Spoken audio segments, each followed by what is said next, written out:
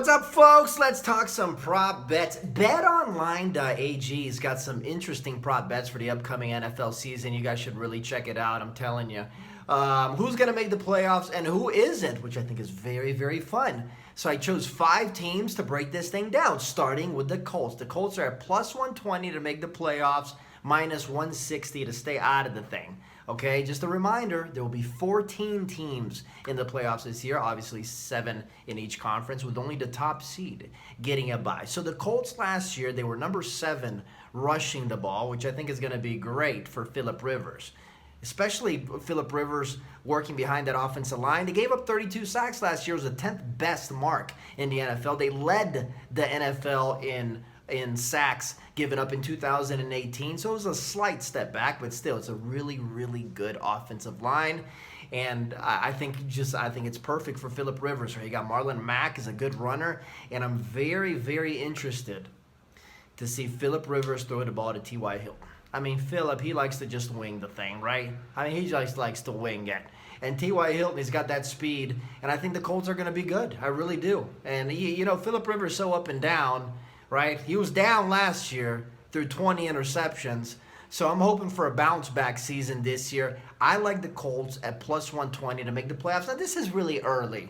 The draft hasn't happened yet, okay? So we're just having a little fun here. But I really think the Colts are strong candidates to make the playoffs because I'm not that confident in Houston, for instance, right? The Houston Texans, they both play in the same division, right? The Colts and the Texans.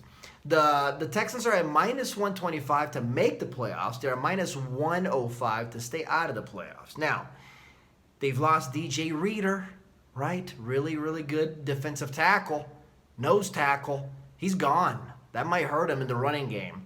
Also, you know who else is gone? DeAndre Hopkins. 315 receptions in the last 3 years. I mean, Deshaun Watson's best friend, right, in the Texans offense. And I just think I think they're gonna feel it. They're gonna feel it. I mean, who's Watson gonna throw the ball to? Randall Cobb and Kenny Stills. I'm just not feeling it. Carlos Hyde is a free agent. Lamar Miller is a free agent. So there's a little bit of uncertainty at the running back position. So I think the Texans offense might take a step back this year. And defensively, like I said, DJ Reader is gone. I know J.J. Watt missed a good portion of the season last year, and that hurt him defensively. But in Bill O'Brien, we do not trust. So I think the Texans might stay out of the playoffs here at minus 105. Okay. The Pittsburgh Steelers did not go to the playoffs. They had a great defense, didn't they? I mean, they started off bad, but then they really got going. Minkah Fitzpatrick, he left the Dolphins and really turned into an all-pro, didn't he? Oh, I'll tell you something, man. These former Dolphins, they'll make you smile, won't they? Okay, so the Steelers are at minus 135 to make the playoffs. They're at plus 105 to stay out of the thing.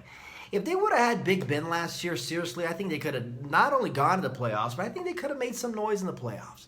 All right? So I know they lost Javon Hargrave, but they still got Stephon Tuitt, man. They still got Cameron Hayward on that defense. They still got Bud Dupree, and they still got T.J. Watt. T.J. Watt, 14.5 sacks last year. I absolutely love their defense. So I see the Steelers. They were in position to make the playoffs. And Mason Rudolph is just terrible. Devlin Hodges, I mean, come on. Okay, so with Big Ben coming back, I like Pittsburgh at minus 135 to make the tournament. Okay, I mentioned the Miami Dolphins. The Dolphins are an interesting one here, okay? Because the Dolphins, obviously, I mean, they're big, baby. I mean, they're big underdogs when we talk about playoffs. But Miami was really well coached last year. They won 5 out of the last 9 games with an absolutely atrocious roster. We know this, okay? They had the worst running attack in the league and the worst in franchise history.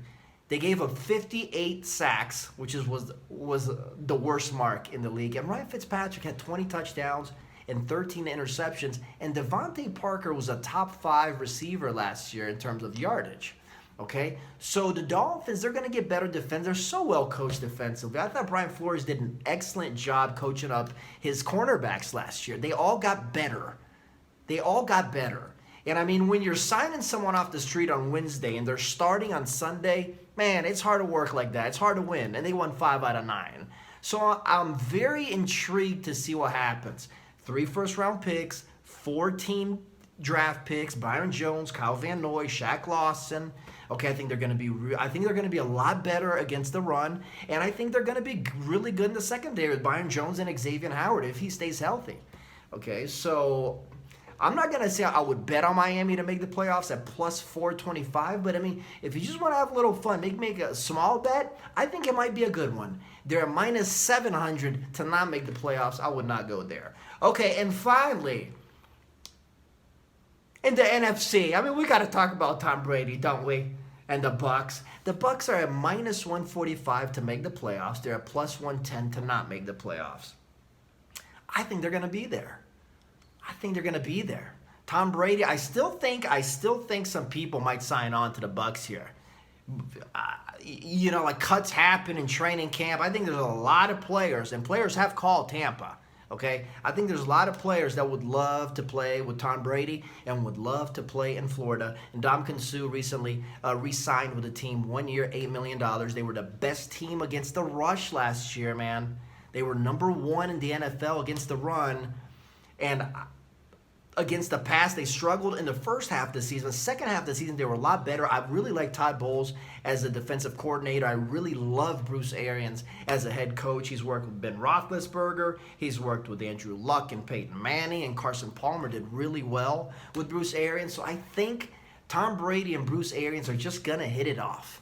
I mean, Brady's last few years out there in New England, that was a problem. Tom Brady and Bill Belichick hitting it off. But I think it's really, really going to happen in Tampa. And I think defensively, the Bucs are going to.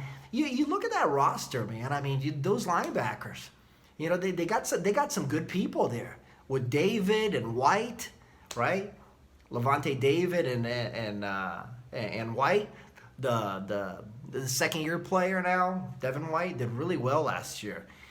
And, I mean, their defensive line with Vita Vea and Ndamukong Suh. And now you got Jason Pierre-Paul and you got Shaquille Barrett. Shaquille Barrett had 19.5 sacks last year. He led the league in sacks, right? Him and Jason Pierre-Paul, if he stays healthy, man, I mean, it could be a pretty good tandem there. So I'm excited about the Bucs defense, and I think offensively, Mike Evans and Chris Godwin and Tom Brady throwing it to him.